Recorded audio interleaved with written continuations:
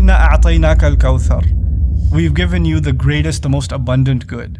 I personally believe that Islamic education needs to experience a revolution. That's my personal belief, that Islamic education needs to experience a revolution. What do I mean by that?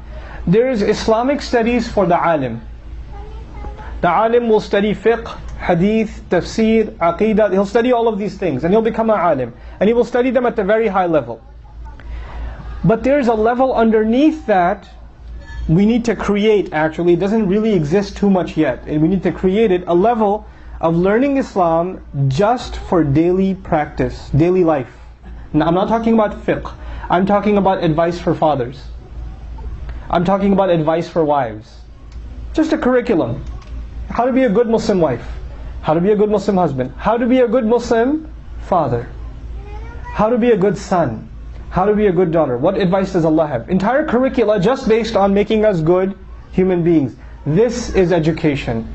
Real education is not that you know how to do C++ and you're Microsoft something something certified and you're Cisco certified, and on top of that you have an accounting degree and you got an MBA. All of that means you can make money. That does not mean you're educated. That just means you can make money. That's it. That's all that means. That does not make you a better human being. I know plenty of physicians that are terrible human beings. I know plenty of programmers that are horrible human beings. They're very jahil, they're uneducated in how to be a husband. They're uneducated in how to be a father. What good is their education? All that is skilled labor.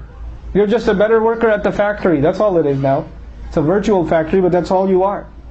We have to revolutionize Islamic education in that we have to create these, Islamic education revolving around becoming better human beings. Adab. Specific areas that need help now that never needed help before. I told you what's happening inside the home is being targeted. Most Muslim fathers don't even know what it means to be a Muslim father anymore. These things came naturally to us. They were not difficult for us in the past. But now, because of the change of the world and the change of our lifestyles, these things we have to re-educate ourselves in these things. We have to come back and do them all over again. How to raise kids specifically. There's one set of CDs. I think you might be able to find MP3s online also. I want everybody here to listen to them. They're not by me. They're by a person I really, really admire, Brother Hisham Al-Awadi. Brother Hisham Al-Awadi. Children Around the Messenger. That's one series. It's called what again? Children Around the Messenger. And Mother of the Believers.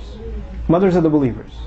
These two series. I want every person, especially every father here, especially every father, but the entire family, to listen to both of these series. It's really, really important that you do.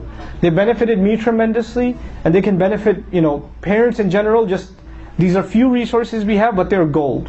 They're really, really valuable. We should take advantage of them, and we should, inshallah ta'ala, try to have our entire family listen to them. Put them in your iPod, put them in the car, listen to it every day. You will benefit tremendously. Recite Quran with your children. Don't hire a qari to recite Quran. Recite Quran with your children. Maulana Sahib comes, reads Quran and goes home. What about you? What about you? You don't have time? If you don't have time for Quran, why does your child have to have time for Quran? Sit down with your child, make those 20 minutes happen. Shaitan will come, he will make you yawn, he will make you thirsty, he will make you sleepy, he will make you remember you had a meeting. All of that will happen in those 20 minutes. Why? Because you gave those 20 minutes to Quran. He hates that. He can't stand it. But make those 20 minutes happen. Commit to it. Commit to it with your children. Get the entire family. There's one part of the day we're going to sit and we're going to recite Quran. Listen to the explanation, at least the translation of the Quran together as a family. If you can't do it for an hour, do 10 minutes. It's okay. Just listen to it.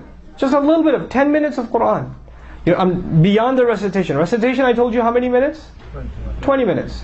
Listening to a translation, some tafsir, some explanation, how long? 10 minutes. So how long every day? 30 minutes. You as a family just did something for Allah.